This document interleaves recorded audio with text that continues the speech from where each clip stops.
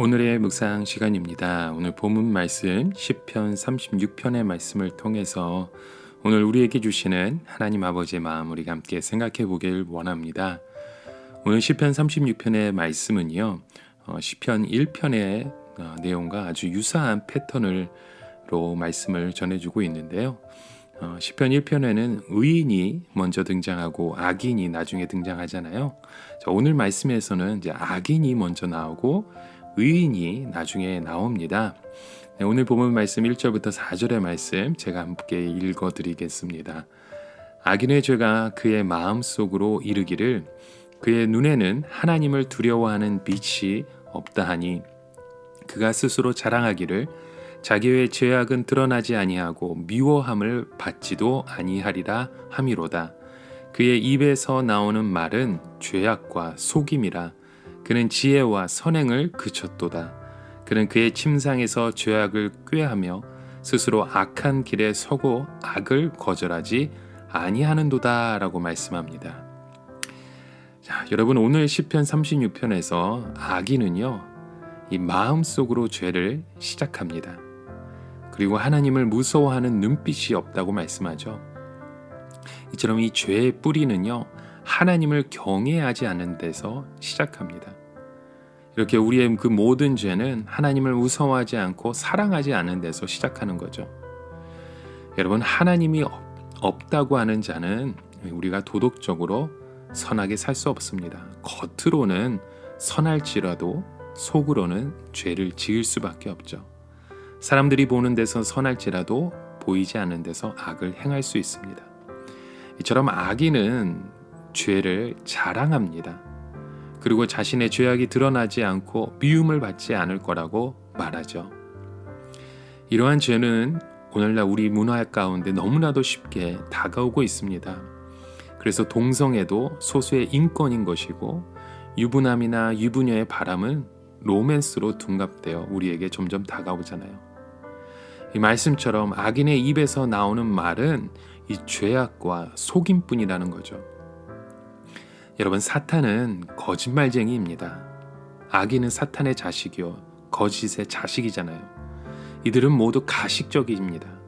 바리새인도 겉으로는 선한 것 같지만 속은 시기와 교만으로 가득 차 있었죠. 예수님 당시의 종교 지도자들은 거짓으로 예수님을 고발하였습니다. 그들은 한 간음한 여인을 이용해서 예수님을 고소하고자 하였죠. 또 한 손 마른 자를 이용해서 예수님을 고소하고자 하였습니다. 그들은 의도적으로 죄를 범합니다. 계획적으로 죄를 지어가는 거죠. 이처럼 그들은 악을 거절하지 않고 선택했습니다. 이들은 연약하여 죄를 짓는 것이 아니라 고의적으로 죄를 짓는 것이었죠. 마음에 생각하고 계획하는 것이 항상 악한 일이었던 것입니다. 그러나 여러분 의인의 모습은 어떠한 모습으로 오늘 본문에 표현하고 있습니까? 5절부터 8절의 말씀에 이렇게 기록합니다. 여호와여 주의 인자하심이 하늘에 있고 주의 진실하심이 공중에 사무쳤으며 주의 의는 하나님의 산들과 같고 주의 심판은 큰 바다와 같으리이다. 여호와여 주는 사람과 짐승을 구하여 주시나이다.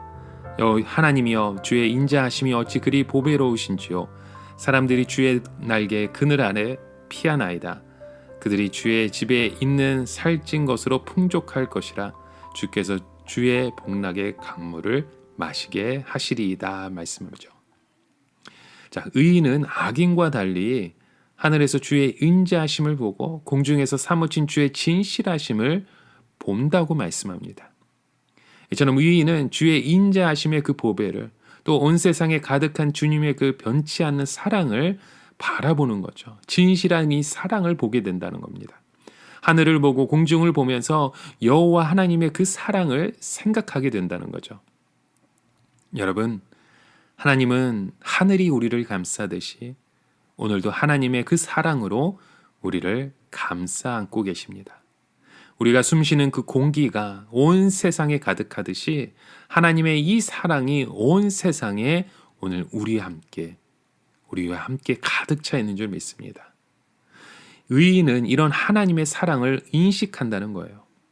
이 세상에는 불의가 판을 치는 것 같죠. 그러나 하나님은 반드시 공의로 승리케 하신다는 거죠. 믿음으로 선하게 사는 자에게 승리를 주시는 줄 믿습니다.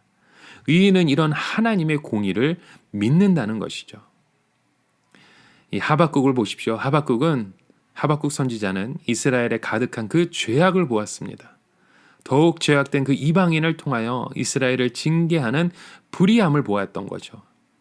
그는 불의가 지배하는 현실을 보며 하나님의 공의는 어디에 있는가 따졌던 것입니다. 그러나 그가 마지막에 그가 하나님을 알게 되었을 때 하나님의 그 공의가 이긴다는 확신을 갖게 되었는 거죠.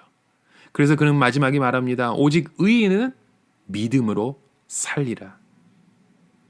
여러분, 예수님의 부활을 통하여 공의가 이긴다는 그 확실한 증거를 오늘 우리에게 보여주셨습니다. 여러분, 주의 인자하심은 이 보배와 같이 귀하다는 거죠. 다윗은 이러한 하나님의 그 영원한 사랑을 깨달았을 때 그 사랑이 너무나도 귀하게 느껴졌던 것입니다. 그래서 주의 변치 않는 그 사랑의 날개, 그 그늘 아래 피할 수 있다는 그의 고백이 오늘 시편에서 나왔다는 거죠. 십자가의 날개로 우리를 보호해 주신 그 사랑, 이처럼 주님의 날개 아래 쉼을 얻고 보호를 받게 된다는 겁니다. 여러분, 이렇게 주의 변치 않는 사랑을 의지하는 자는 행복함이 있습니다. 그들이 주의 집에 있는 살찐 것으로 풍족하게 하나님께서 인도하신다는 거죠. 주님의 부족함 없이 만족하게, 주님의 그 부족함 없이 만족하게 살아가게 하신다는 거죠. 우리의 잔이 넘치게 하신다는 거죠. 또 이어서 9절부터 11절의 말씀에도 여러분 보십시오. 진실로 생명의 원천이 주께 있사오니 주의 비단에서 우리가 빛을 보리이다. 주를 아는 자들에게 주의 인자하심을 계속 베푸시며 마음이 정직한 자에게 주의 공의를 베푸소서. 교만한 자의 발이 내게 이르지 못하게 하시며 악인들의 손이 나를 쫓아내지 못하게 하소서. 악을 행하는 자들이 거기서 넘어졌으니 엎드려지고 다시 일어날 수 없으리이다 말씀합니다. 여러분, 이 생명의 원천은 우리 주님께 있습니다. 우리 예수님은 부활이요 생명이십니다. 예수님은 이 생명의 창조주여 생명을 다시 살리시는 분이십니다. 우리 예수님은 바로 이 생명의 주인이시죠. 그래서 의인은 주의 그 생명의 비단에서 그 생명의 빛을 보게 되는 것입니다. 죽음이 주는 그 슬픔과 두려움도 의인을 떠나가게 되는 거죠. 그래서 의인은 평안과 기쁨을 맛보게 된다는 것입니다. 사랑과 은혜의 빛을 보게 되는 거죠. 이처럼 우리에게 부활이요 생명이신 그 예수님을 믿는 자는 죽어도 죽지 않고 영원히 살게 되는 것입니다. 자, 이런 다윗의 고백 가운데 이제 다윗은 의인들에게 축복을 주시도록 기원합니다. 하나님은 주를 아는 자에게 주의 인자하심을 계속 베풀어 주시죠. 정직한 자에게는 주의 공의를 베풀어 주십니다. 겸손한 자에게는 주의 인자하심을 베풀어 주신 거죠. 하지만 주님은 교만한 자의 발이 의인에게 이르지 않게 하신다는 거죠. 악인들의 손이 의인을 쫓아내지 못하게 하신다는, 또 이렇게 악인들은 넘어지고 엎드려지고 다시 일어나지 못함을 말씀하는 것입니다. 여러분, 이처럼 하나님은 우리를 오늘도 사랑과 공의의 날개 아래 우리를 보호하십니다. 이 사랑의 날개로 우리를 보호하시고 공의의 날개로 우리를 구하신다는 거죠. 이렇게 주님의 그 사랑으로 우리를 품어주시고 또 악인을 심판하시는 그 예수 그리스도의 그 사랑을 오늘도 여러분 깨달아 알아가시길 바랍니다.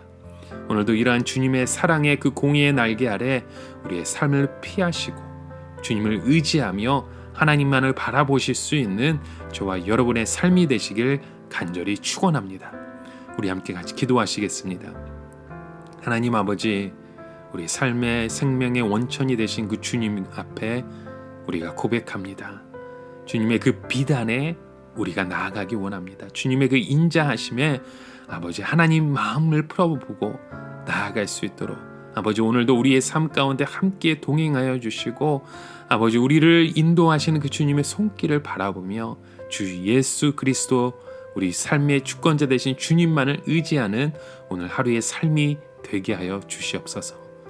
이 모든 영광 우리 주님께 올려드리기 원합니다. 이 모든 말씀 오늘도 살아 역사하신 예수 그리스도의 이름으로 간절히 기도드립니다. 아멘.